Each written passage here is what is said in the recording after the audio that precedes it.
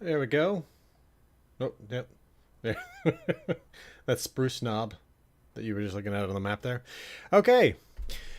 Hello, I'm the Resolute Cartographer, and it is Friday, August 4th at 6 p.m. And again, like I said, here we are just outside of Spruce Knob, now known as Foundation in Fallout 76, the location of the next lore video I'm going to be making covering the Settlers of Foundation. So, why don't we go ahead and take a look at this place? I mean, I'm sure everybody's been here before. I'm just going to point some things out about it. So, when the game first launched, Spruce Knob was a tourist attraction, like a natural site from before the war. It had a monorail station here at it, and along with that it had this tower. Now, it also had signs that had been recently occupied by the Brotherhood of Steel. That stuff is gone for the most part. And along with that, there was a sign that before the war it had been occupied by a group of Marines. And these Marines were here wargaming against Taggarty's Thunder, the Army Ranger group that was camped in the nearby Spruce Knob Lake Cave over in that direction. Of course, now the Settlers of Foundation are here, have been here since 2103. And they are setting up this settlement here in the remains of Spruce Knob. Now, Spruce Knob is an interesting location for them to have made their settlement in. It's definitely got some advantages. It also has some serious disadvantages, and it also has some very strange things to it as well. So, why don't we go ahead and take a look in the Foundation. I'm sure everybody's already seen this stuff before, but if you haven't played Fallout 76, you should see what's going on in Founders Hall, which, well, I won't say more about it until we get to go down and see it.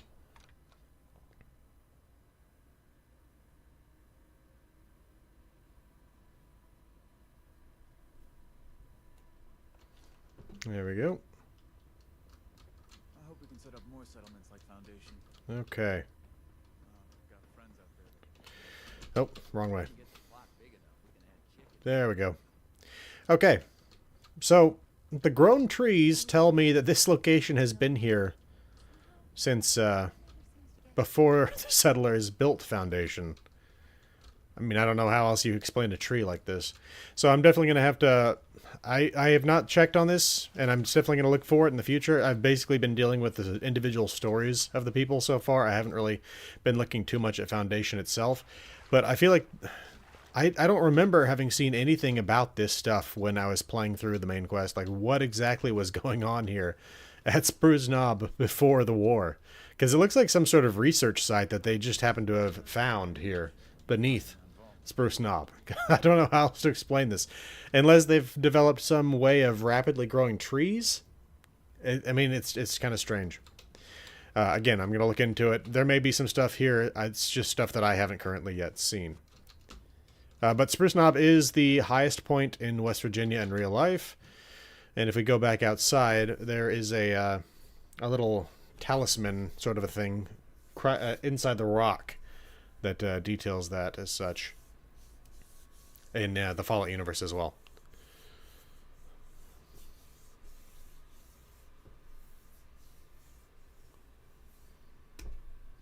This is why I normally edit out cutscenes, or not cutscenes, edit out loading screens whenever I make my videos of quest walkthroughs and stuff. Especially when loading going out. And luckily it's not been that bad today, but there are days where I have loading screens that are endless. Actually endless. Okay. Well, until I shut the game down, I mean. Wait, yeah, the metal talisman thing.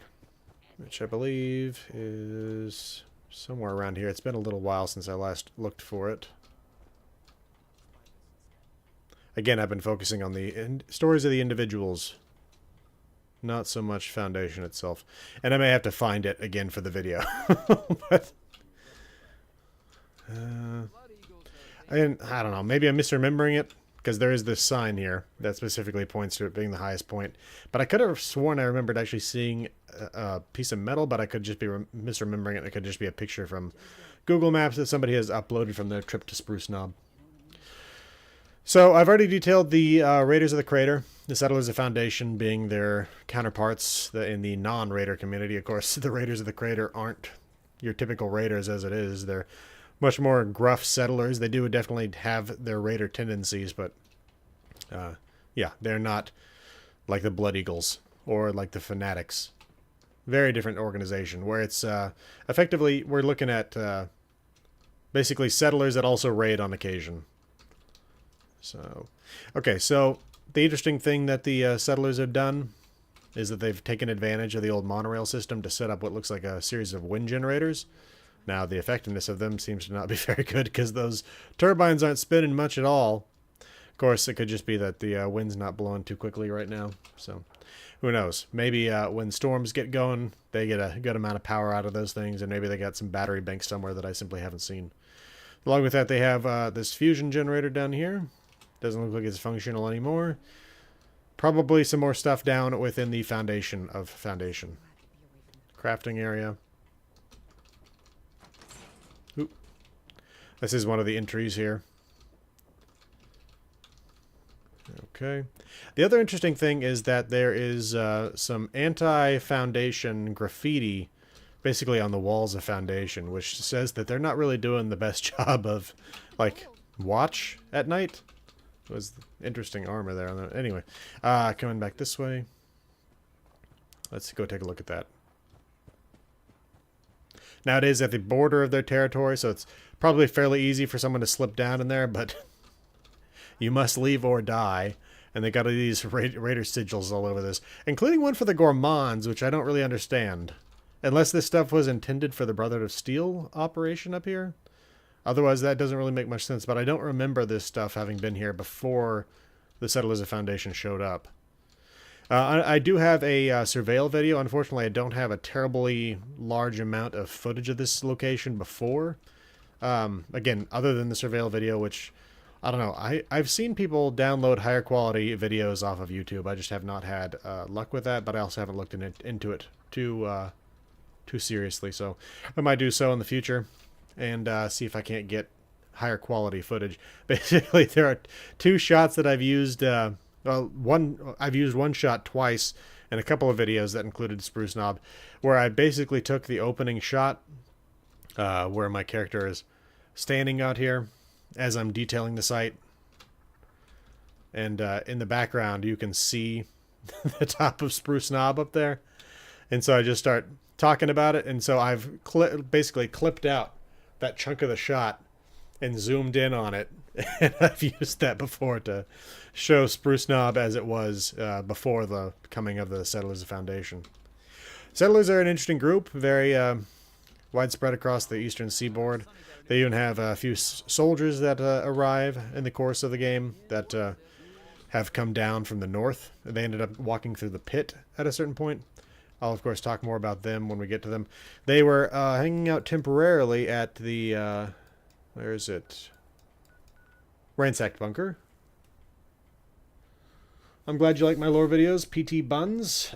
Favorite 76 lore? That's not an easy one.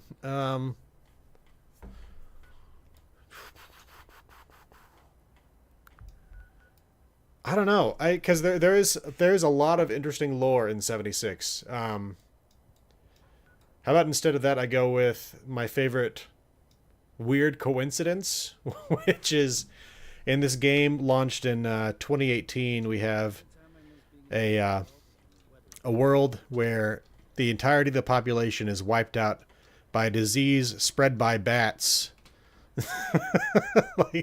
And that comes just a couple of years before coronavirus with its bat disease origins and stuff like that. And of course, also the talk about it being a very likely a lab leak, which also the case with the Scorched Plague. So just one of those like weird sets of coincidences of a game that launches 2 years before coronavirus.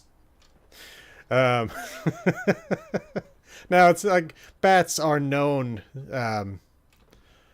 vectors for human disease because there are similarities between our biology, bats and rats and humans. And all mammals really all have similar pathways. It's the reason why it's you can get a lot more diseases off of eating things like pork than eating things like beef, because pigs have more of the same pathways that we do. But anyway, I'm kind of speaking out of my wheelhouse in that. I enjoyed biology in high school, and in college, but it's not something that I've studied since that time. So, anyway, so along with that, the Settlers of Foundation have added on to this site in terms of the actual like kind of rustic stuff that they've added on here, which is interesting. But some of it actually almost looks like just altered versions of the original equipment here, which, and again, I'm gonna have to go over the surveil video in depth because I don't remember everything that was here before the settlers showed up. That stuff definitely wasn't, obviously. That parking lot was falling, and it is as it was. There used to be a parking lot out here. A big chunk of it fell off the side of the world. Side of the world. The side of the cliff up here and fell down there. Let's see. So yeah, I'll have to talk about all the individuals, and that's the thing. I've compiled a list of all the characters, all the locations. The settlers don't actually have that many locations. So let's take a look at the map. So when I was detailing the raiders, the crater, they had obviously the crater. They also had the Crater Watch Station, and they also had the Ohio River Adventures. So, I mean, not that many spots. They also have temporary spots that they take over from time to time. The Settlers of Foundation have Foundation, and, I mean, other than that, some people that are now settlers once occupied the ransacked bunker. Along with that, they now control the Foundation outpost. Well, they kind of control it. It's also in the hands of the super mutants, which I've detailed my questions on why they decided to take over that spot in a surveil video I did on the Foundation outpost. Was it on the Foundation outpost? I think it was. And it was just like, why would they decide to set up in this spot that is an old nuke crater? I don't know, that then got overrun by super mutants. But along with that, they also temporarily controlled, where is it? Is that it? No? East Mountain Lookout, where is that? There it is. They temporarily controlled East Mountain Lookout when they were testing their, what are they called? Hellstorm missile launchers. So, but again, they don't really control that much in the way of territory here.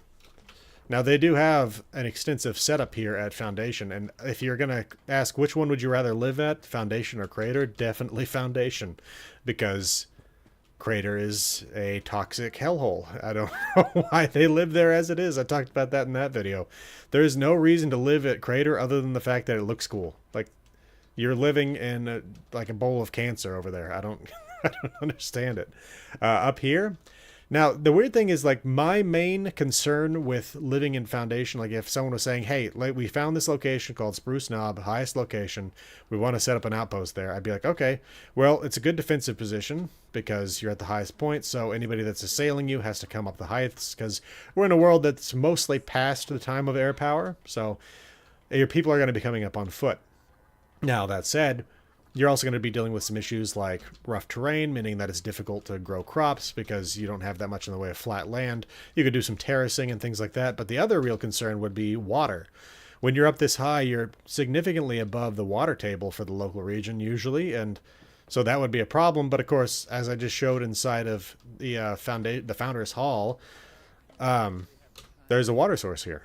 Now, as to where that came from, I don't know. Maybe there was some sort of pre-war thing set up here where they pumped the water up here. I mean, there are lakes over there, but if you look at the real Spruce Knob, it's nowhere near lakes or ponds or anything like that. It's just up on a mountain. So I don't know if we're supposed to take that the real Spruce Knob, like, I don't know if we're supposed to take it to be the case that there's supposed to be a greater distance between here and that. I don't think so. Because again, it's right over there in that campground. It seems to even really be kind of part of this site.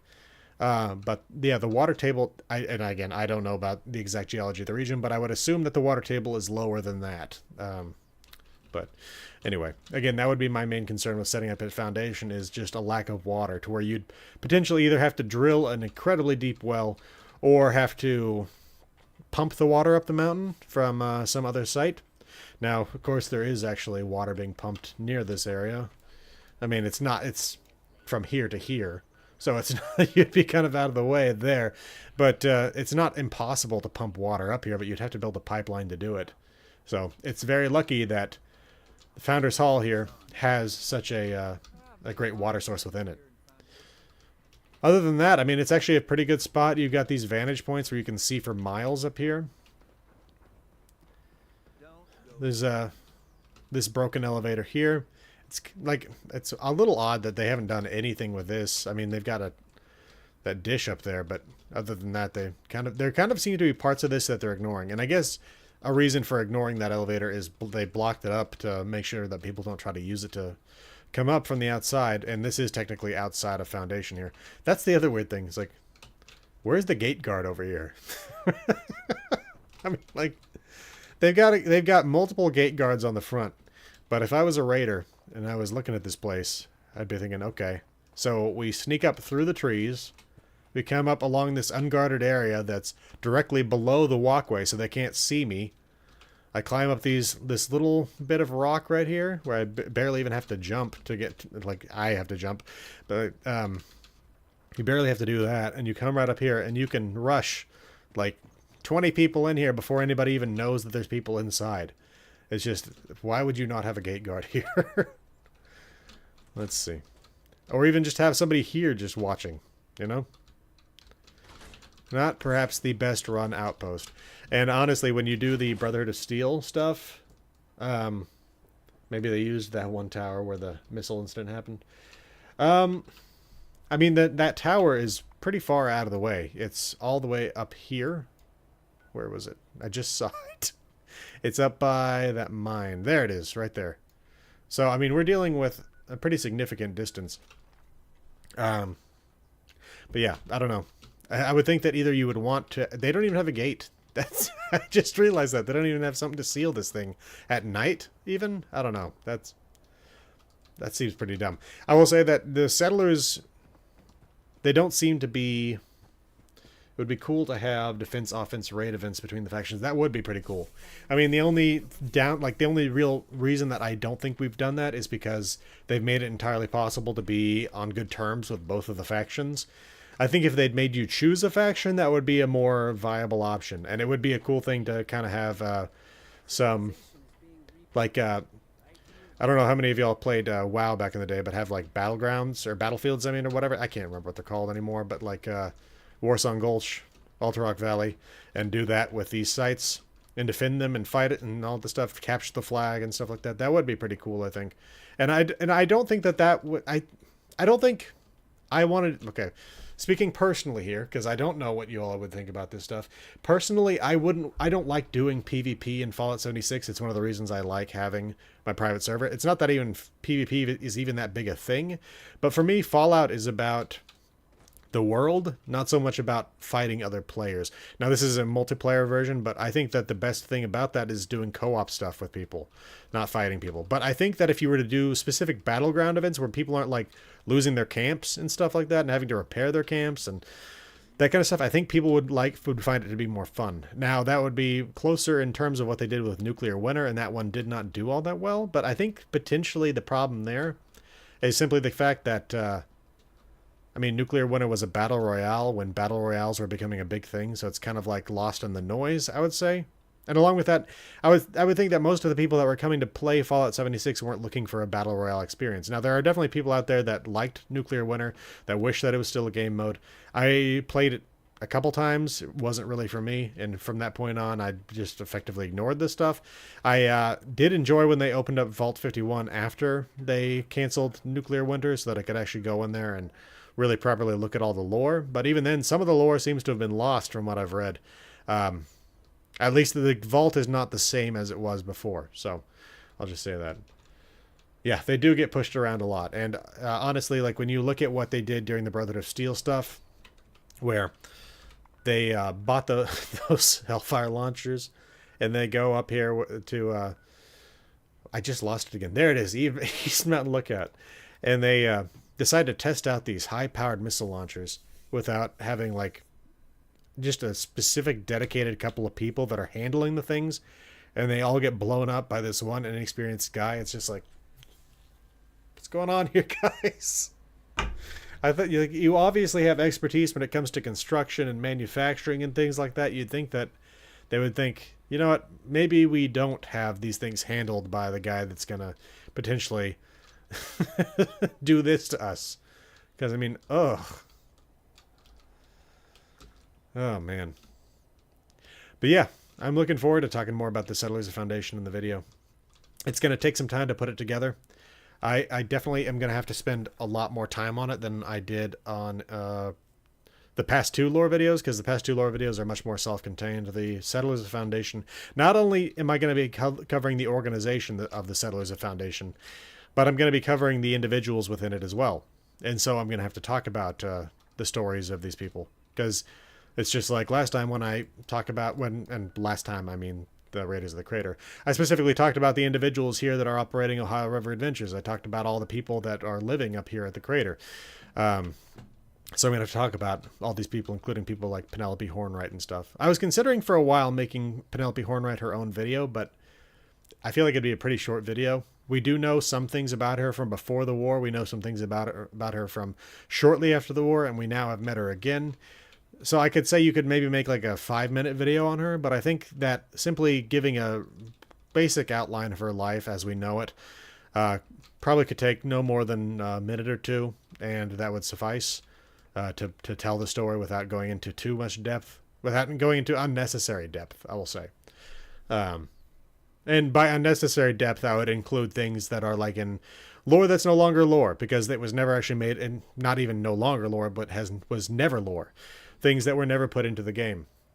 Her relationship, I think her relationship with Bryce Garahan is lore, but so much of what happened with the Garahan family is not lore. So, yeah, I mean, there are things that I could put in there from that, though, that I think were cut out of the game. I can't remember, though. I'd have to go over that stuff. I have not considered in depth the lore between the Garahans and the Hornwrights. I have not examined it in depth in like 2 years now, something like that.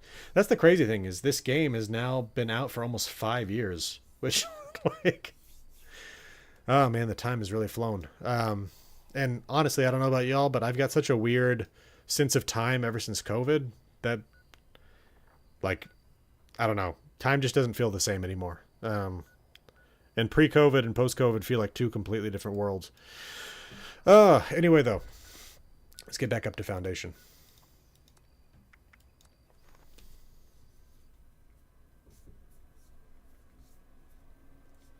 There's Summersville with their polling sites.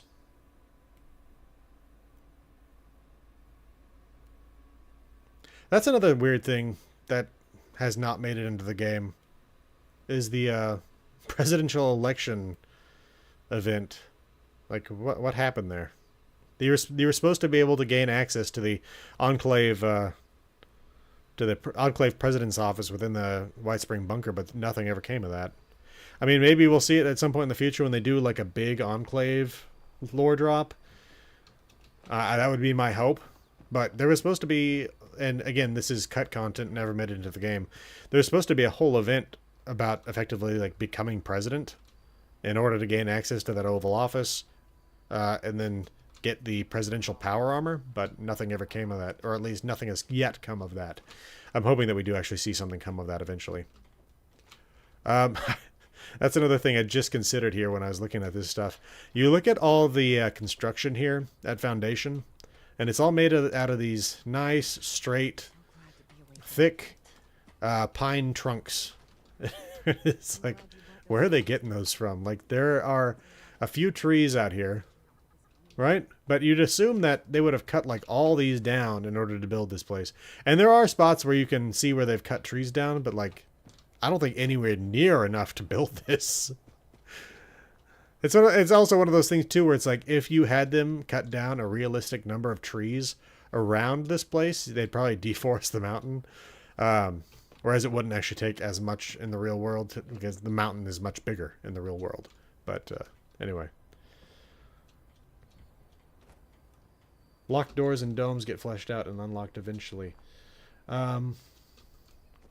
Which ones are you talking about specifically?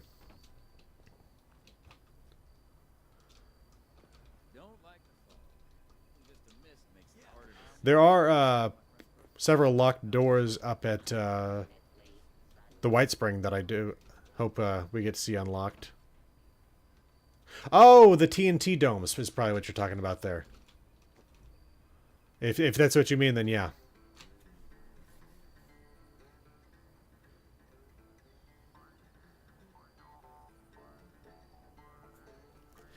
Okay, so Vault 67. That is, I think, yeah, that is the last vault that we've that has yet to open. Right over here. We'll go to see that real quick. I'm hoping that they'll release that as an event at some point. I would not be even slightly surprised to find out that they basically have that be related to the mole miners. But at the same time, we have to consider that this is a live service game, which means they have to keep adding content over time. It's been a really slow drip feed in terms of like serious lore for a while now. I mean, the last, I would say, because yeah, they added Nuka World. They've added some more to the Blue Ridge Caravan.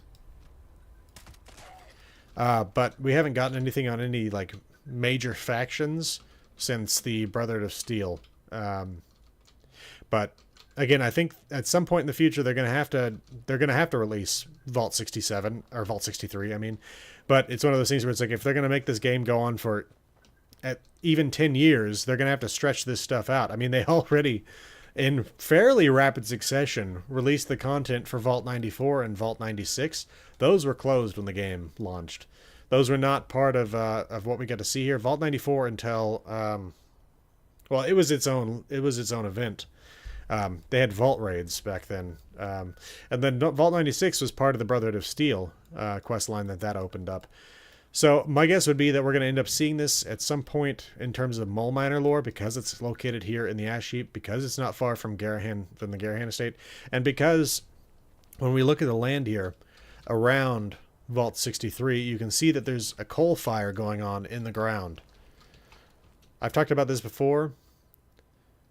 Coal fires in the ground are incredibly difficult to put out. It's why they abandoned the city of Centralia, Pennsylvania. I think I'm remembering the name of that correctly. But that is a city where the fire started back in the 60s, and it is still burning now. Because there's basically no way to put them out. You got to wait until they burn themselves out. Unless we're talking about like a small one. Once it spreads to like a coal vein, it's burning until it burns itself out, until it runs out of coal. Because there are so many little seams in the ground through which air can seep. And if we look at that, again, we've got all these ground coal fires right here at the entrance of Vault 63. There it is.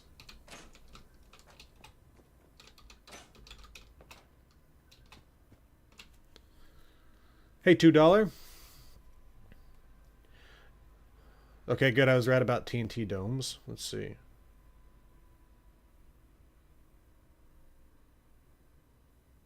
Yeah. I wasn't that big a fan of Vault Raids. I know some people liked them. It was one of those things where it's like I play the game solo because I'm looking to film footage for lore. So any event where I have to be with other people, it's definitely not something that's going to work for me. Now it's like it would have been good now when I feel like I've got some more followers here that I could play the game with, and we could actually set up scenes to like film stuff. But again, that's no longer a thing. Now we've got here 63. Yeah, sealed up. We'll go take a look at the computer here. Funny thing is I visited this site during the beta. Let's see. Welcome letter. This is the Vault 63 access terminal. Only authorized personnel are permitted beyond this point. Have a nice day. No information. So while some of the other vaults will have information on their terminals, this one has nothing. Now we do have this ID card reader, so we can maybe assume that at some point in the future we're going to get an ID card that allows us access to Vault 63. But for now, this is as much as we know about it. Yeah, Vault 94, though, had a lot of interesting content with it in terms of like the Vault Steel and stuff like that. And God, when you consider what could have been when you look at the vaults in this location and what happened to them, it's pretty sad, because you could have effectively had a post-war Appalachian nation founded here. If the groups had worked together, if things hadn't happened the way they did in Vault 94, if things hadn't happened the way they happened in Vault 96.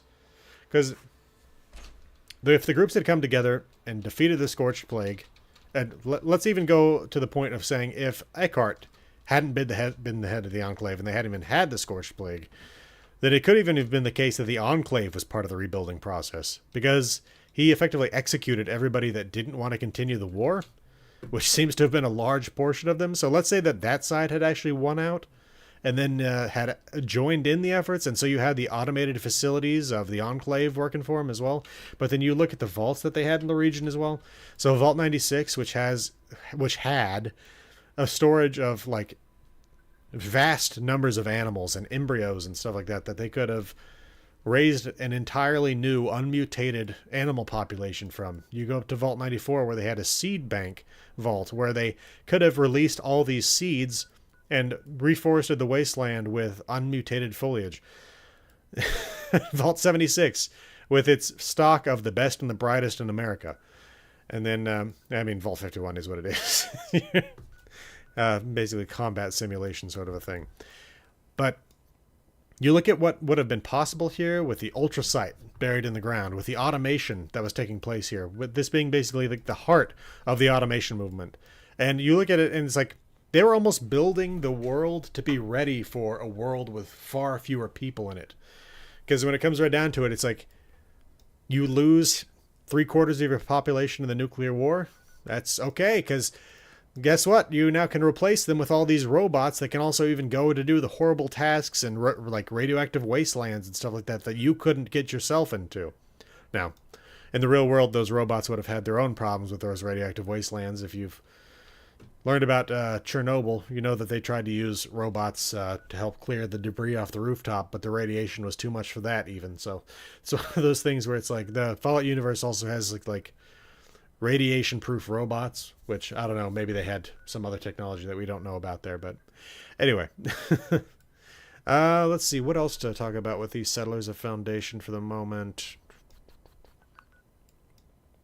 I don't know. I feel like, without going into any individual thing too deeply here, I feel like I've detailed most of it.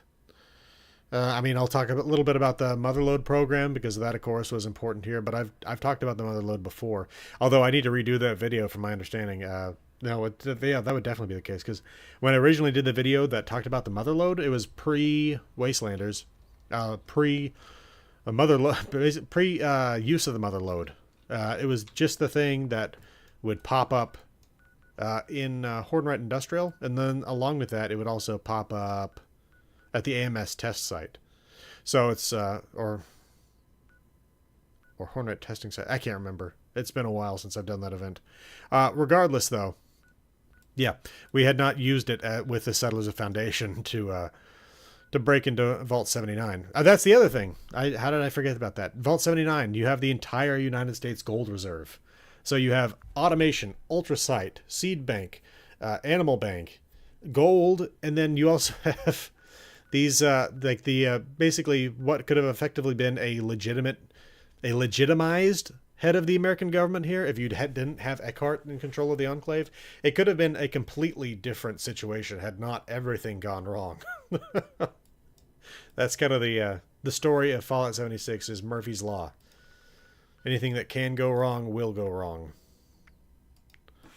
I don't think actually I need to go to the White Spring. Let's go. Actually, yeah, we're in the depths of Foundation. This is where I intended to go. So yeah, we've got Penelope Horn right here with her cat. Tutti Frutti. Anybody have any questions or anything like that? After I looked at a schedule for August, I don't see Mothman Equinox on the schedule, so I don't think that it's going to be possible to do the Mothman Cult video just yet. I have been continuing to do a listening of the completed works of H.P. Lovecraft, and there are so many references to H.P. Lovecraft in Fallout. Specifically Fallout 4, but obviously Fallout 3 as well. And some of the stuff we saw last time, was it last time? Not last time, time before last in Fallout 76. Where we were looking at things in the deep and in the Lucky Hole mine. But yeah, there are so many references to Lovecraft in the Fallout universe. I think most specifically in names of things rather than in anything in particular, being like a direct reference. Although, and I'm having trouble remembering his name at the moment. There's that character Lorenzo, if I remember correctly, in Fallout 4. Lorenzo Cabot, who I don't think, and I haven't listened to the entire thing yet. I got 25 hours of books left to listen to on Lovecraft, and I'm barely about halfway, I think, at this point. But the things he talks about are definitely Lovecraftian references, but I don't know that they are specifically actual things taken from Lovecraft's works, but they're definitely related to it. So, along with that, I've been given a request for a video on Covenant in Fallout 4, which I will definitely cover, but in Fallout 4 first, I'm covering the Gunners, and before I cover the Gunners specifically, I'm also covering their locations, which is why I covered Vault 85. I think that's the number. 95. And I also am planning on covering... What was it? It's another Gunner location. I wrote it down somewhere. Let's see. Oh, I can check my Discord poll on it, I think. Let's see. One moment. Which, by the way, if you have not gone to vote on the next lore video, go ahead and go do that. Hallucinogen. Hallucinogen is a Gunner site. And also, that gives me an opportunity to talk about the hallucinogen, the company's effects on Fallout 76. Specifically, when you go to the Poseidon Energy power plant, you can find canisters of hallucinogen there, and you can also find canisters of hallucinogen here at the Garahan mining quarters. Speaking of the White Spring, the theater in the building was recently closed and locked. Yeah, I don't remember if I filmed anything in there, but I definitely went. I was in there a lot for some reason, and I don't remember why. But yeah, there's that closed theater. There's also the Governor's Ballroom within the White Spring that's closed. And along with that, there are all those cabins that, from my understanding, is a piece of cut content. Before they had camps, those cabins were going to be player housing. At least that's my understanding of why those things are there, why they're locked. So, hey there. A lot of Mussy. Hey, Bry. Oh, okay. Yeah, I hope you enjoy those videos. I would say that the videos that I've completed, in my current style, in terms of municipalities and all that, so backing up, I'm gonna remake some of my early videos. A lot of people know about this, but if you don't, I'm gonna remake. I've already remade 3 of them, I think. Yeah. 3? Yes, yes, 3 of them. I'm also going to be remaking videos covering Welch, Clarksburg, Lewisburg. Not Lewisburg. No, Lewisburg's fine. Beckley. Why did I was thinking Clark? No, Clarksburg's right. Clarksburg, Beckley, and Welch. And then along with that, I'm going to redo the video on Bromwell. So, I'm glad you like them. But yeah, everything from Lewisburg on, I'm pretty good with. And even Bromwell, the Bromwell video was where I was experimenting with a new format, but I also start the video with like an introduction that's like just, yes, I'm going to be starting to do this thing. So, I'll probably redo that one as well. But that one also does have some interesting details in it about cut content. Specifically about, all the Garahan children, because not all of them made it into the game. But like one of them had a minigun made that they used to fight the Unions. Which is like, what the hell? Not the Unions, but the workers. I don't think Union workers were even a thing here in the Ash Heap.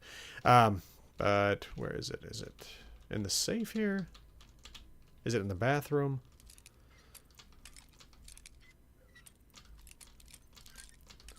Ah, jeez.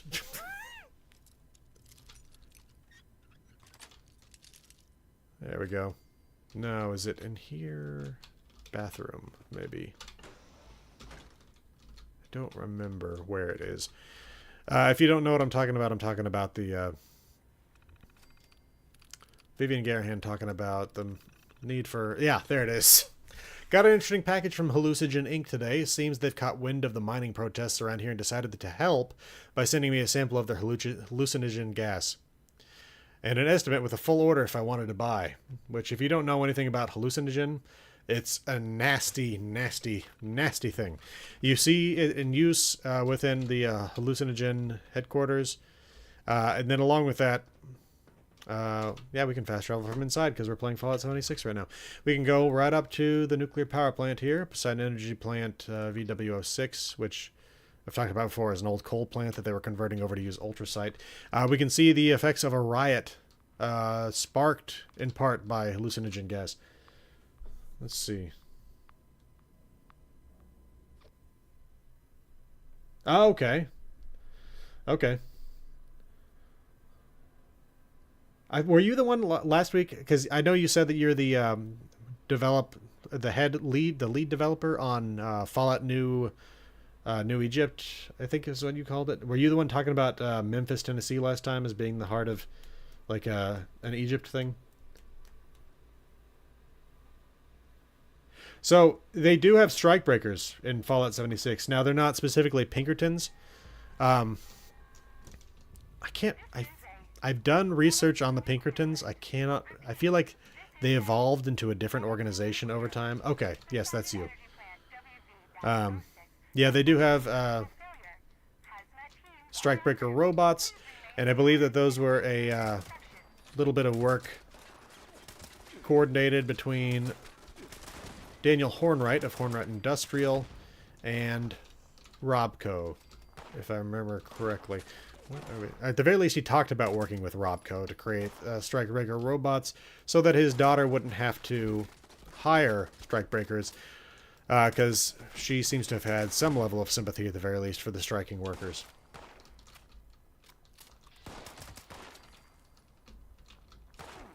Yeah, I don't know. We'll have to see. I mean,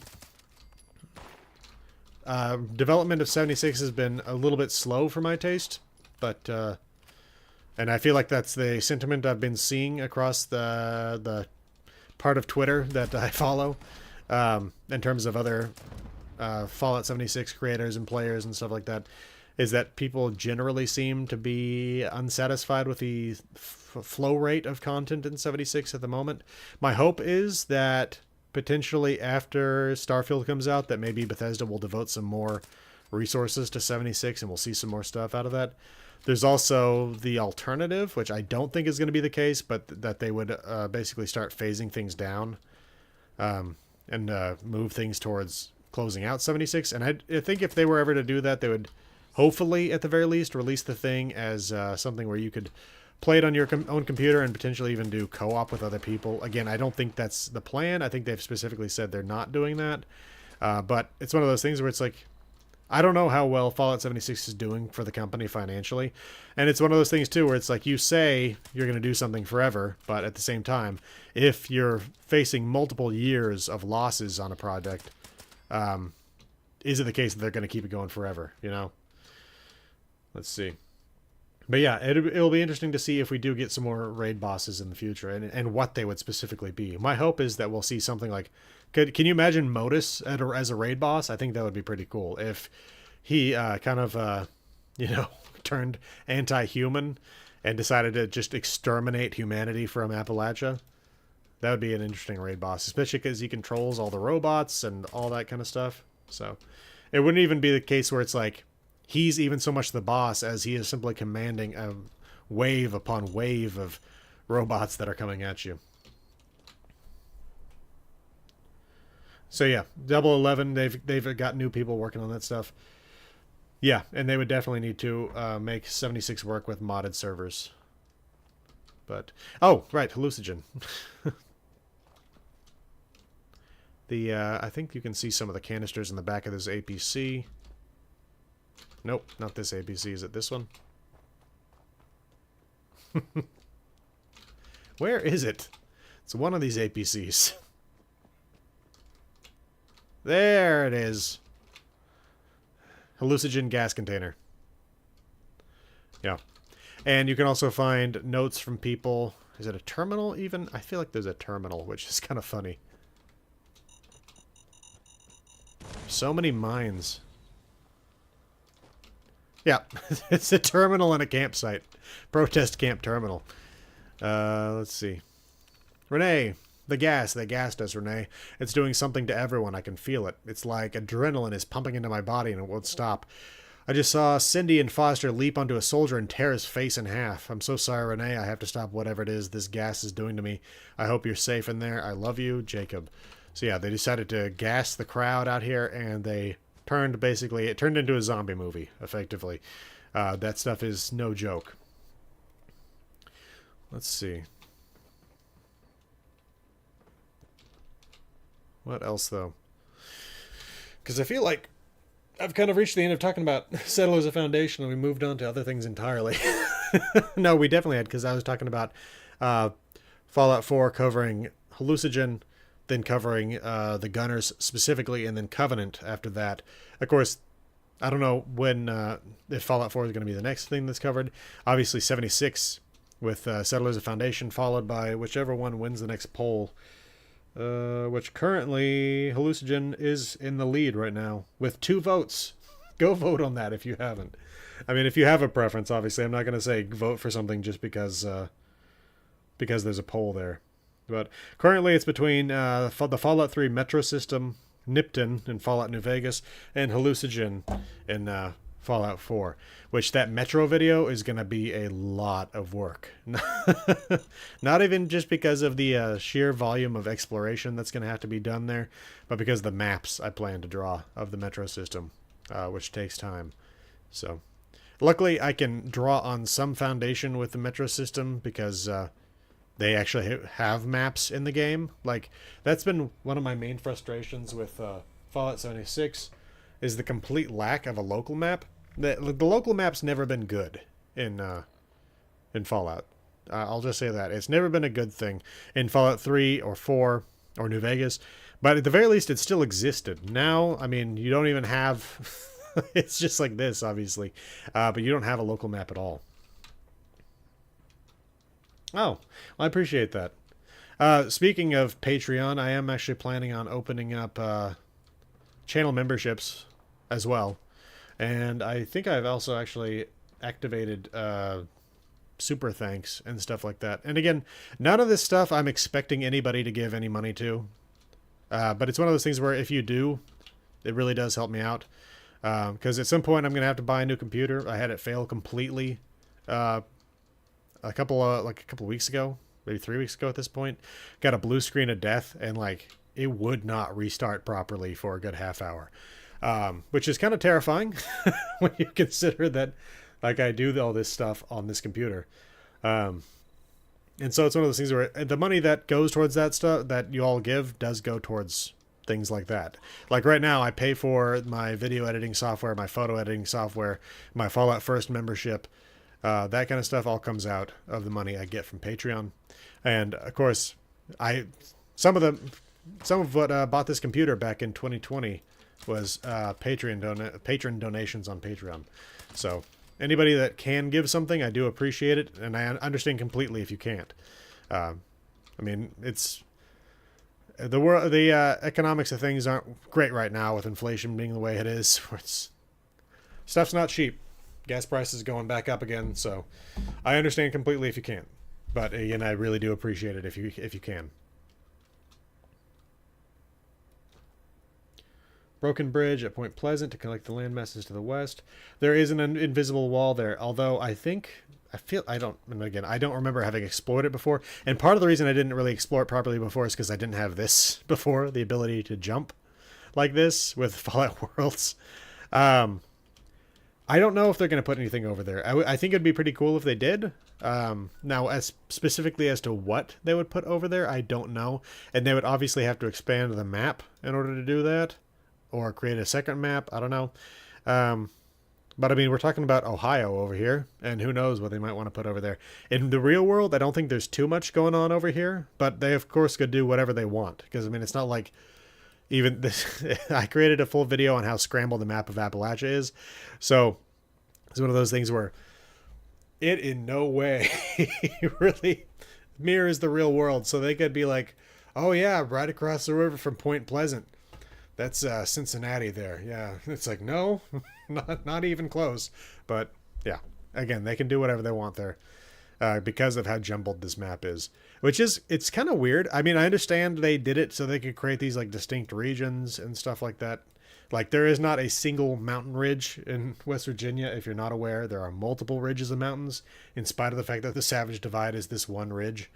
They did it to make like a gamified world, and I think they did a pretty good job at it. But it's definitely nowhere near as accurate as like even Fallout 3, New Vegas, and 4, which 3 and 4 were obviously Bethesda's works, and those are really not even, on the money, but they're at least significantly closer to reality than 76 is.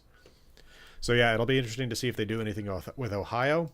As I've talked about before in previous videos, though, the main thing I really want to see is actually in Virginia, and is south of the White Spring and all that stuff. And I don't know where it would be exactly. They could potentially even put it within the existing map. They would probably just have to expand the borders out.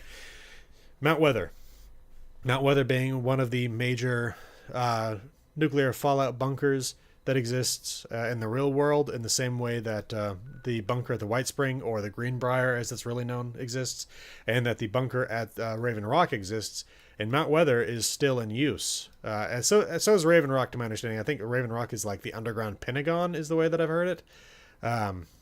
But this bunker here has not been in use since the 90s. But yeah, Mount Weather is also the home of the, what's it called? FEMA.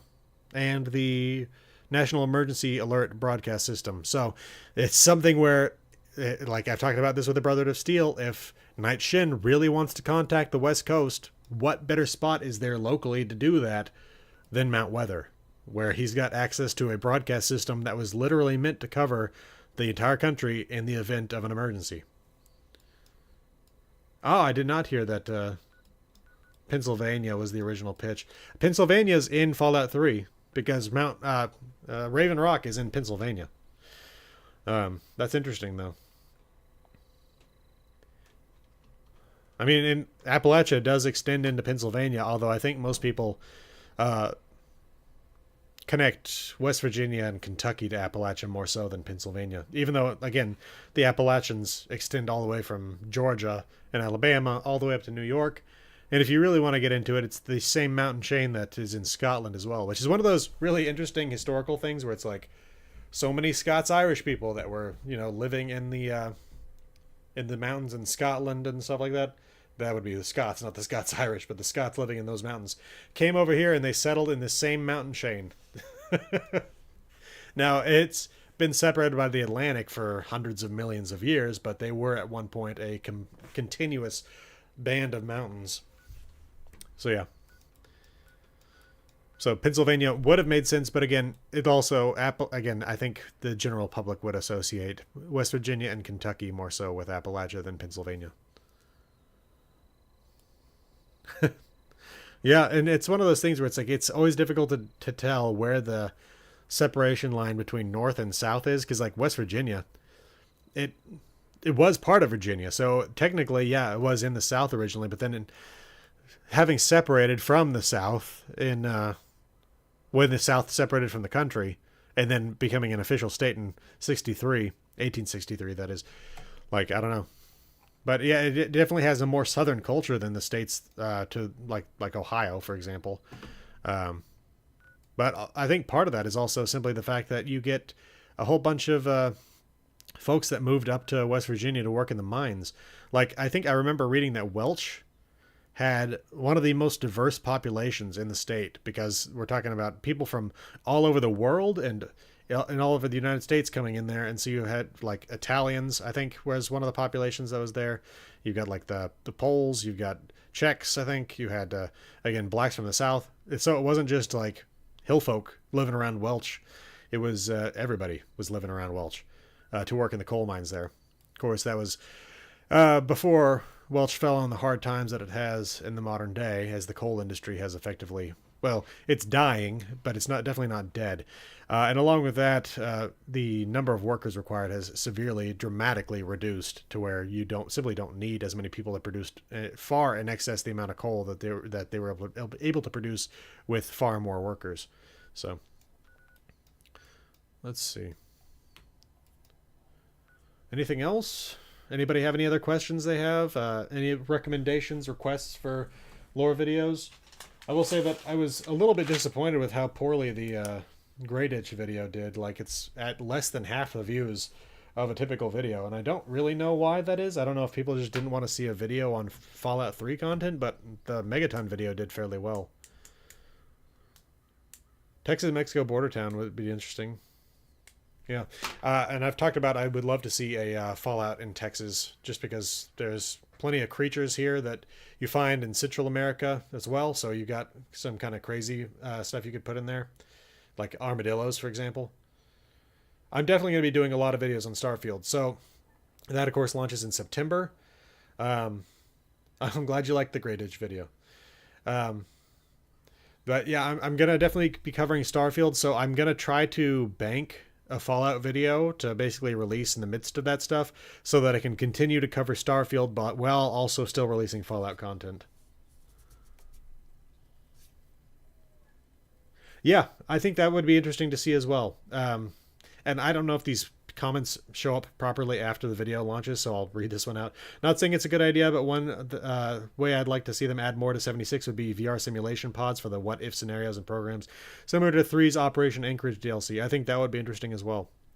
I mean, and it's one of those things where it's like, that would be potentially a way you could see Europe in the Fallout universe, as if it was some sort of thing where it's like resource wars, Operation whatever taking place in the outskirts of Paris, France, and so you see like the Eiffel Tower half blown up, you know, something like that, where it's like the French are trying to stabilize their country or something like that. That would be pretty cool to see. That would be a way that they could do content outside the United States and still have it be within a Fallout game, and they could do that easily that way.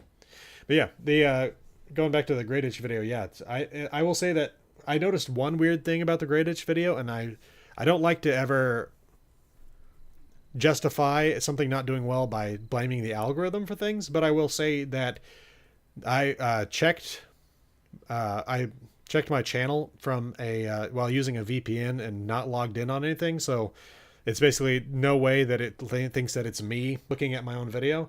And even though it was later in the day and it had something like 300 something views on it, when I would see it pop up in the full stream of videos that were available on Fallout Lore, it was showing up with 0 views after 8 hours. And so I'm like, I don't know about you, but I don't know how many people see a video that's been out for a significant number of hours and has really low views or no views at all and thinks, yeah, that's probably the video I want to watch. And so I don't know what happened there. I don't know if maybe that was just something on my end and that was not what YouTube was putting out there, that the video had no views after 8 hours. But I don't know.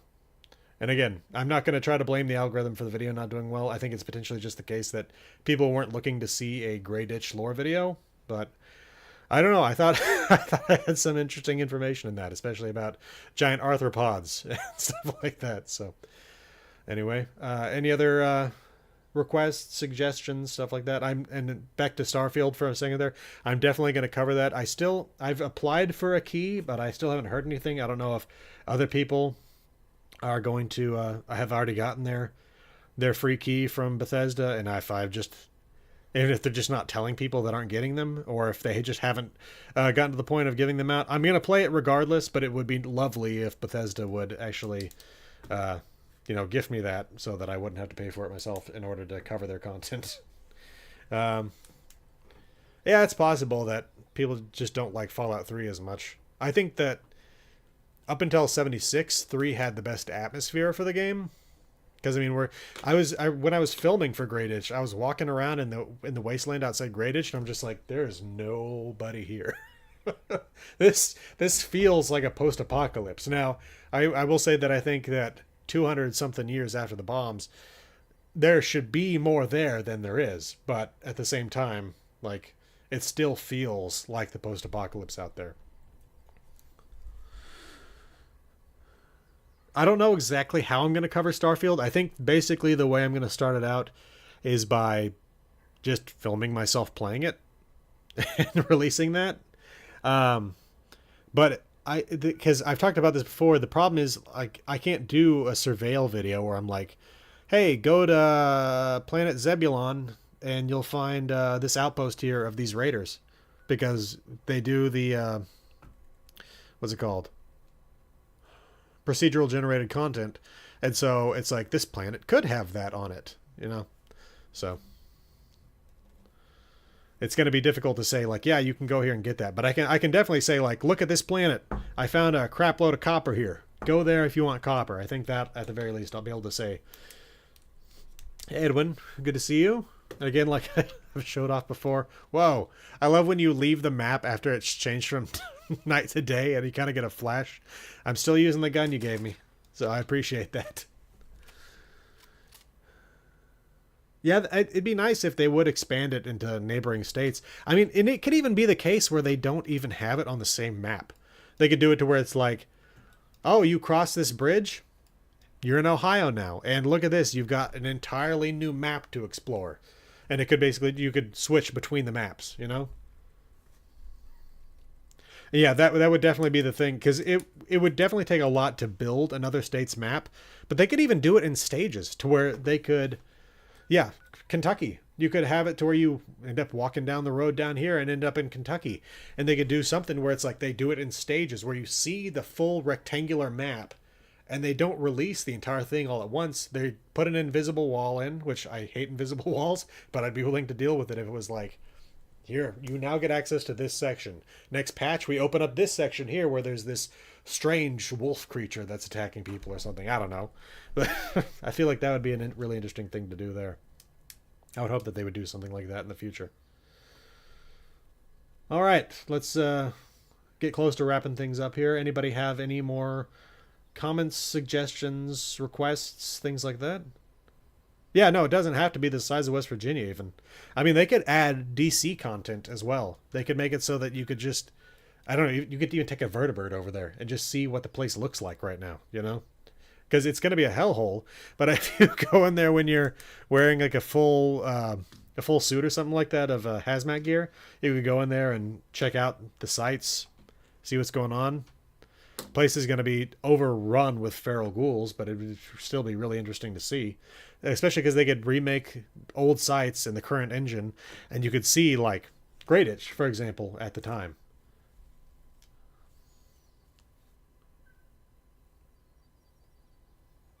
Yeah, I think you're right. I think Point Pleasant is one of the few locations that does have a direct connection. Um, Along with that, the flooded train yard here is connected to a rail line that ends in what looks like a tunnel. So potentially this would have also been another route out.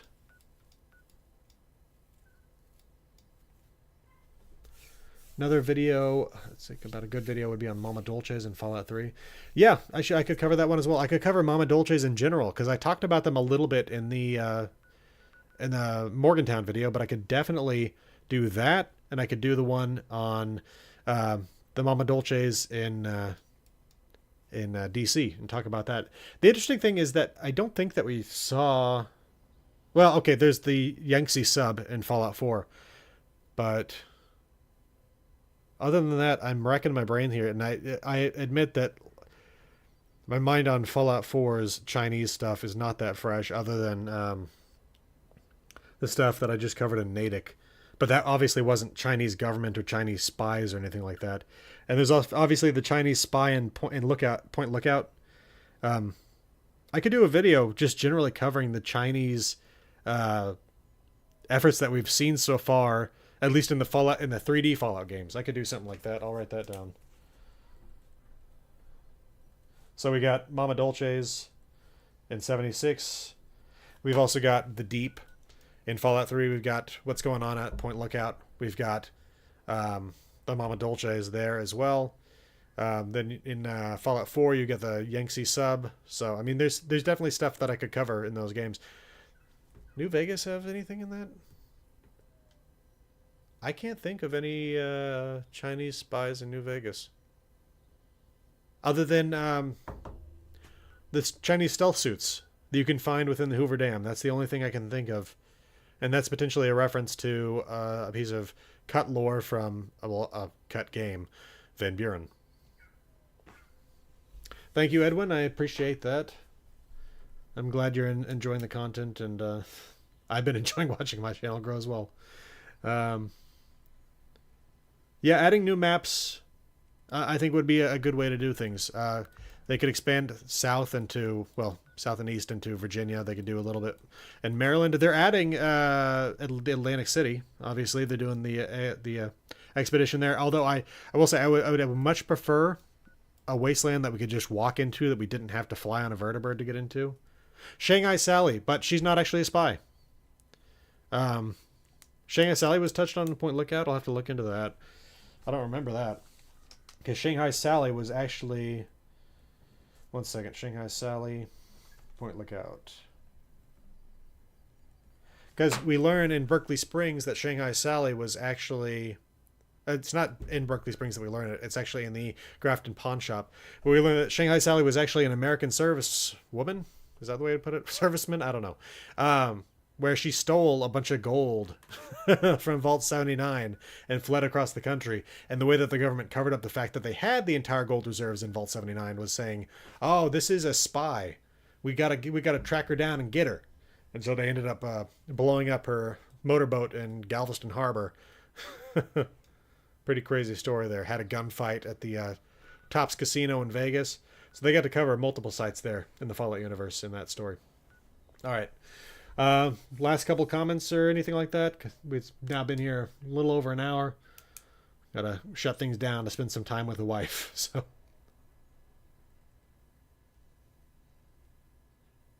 Yeah. So lore breaking stuff. Yeah, I could look into, like, specifically it would be kind of fun to do a video where it's like, do like a clickbait title where it's like, "Oh, I broke the lore," and then explain it's like, no, no, it didn't.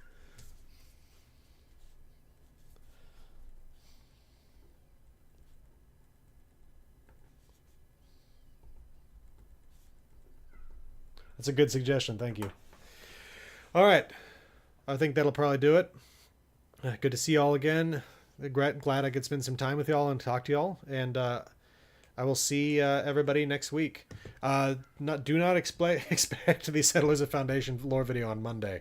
Definitely, it's going to be at least a couple of weeks. I want to get this thing out before the end of August, and then I want to spend some time at the end of August putting together another lore video I can release during the Starfield content, so that I don't leave people that are not interested in Starfield but want to see Fallout content high and dry. So I will see you all next time. Have a great weekend, y'all.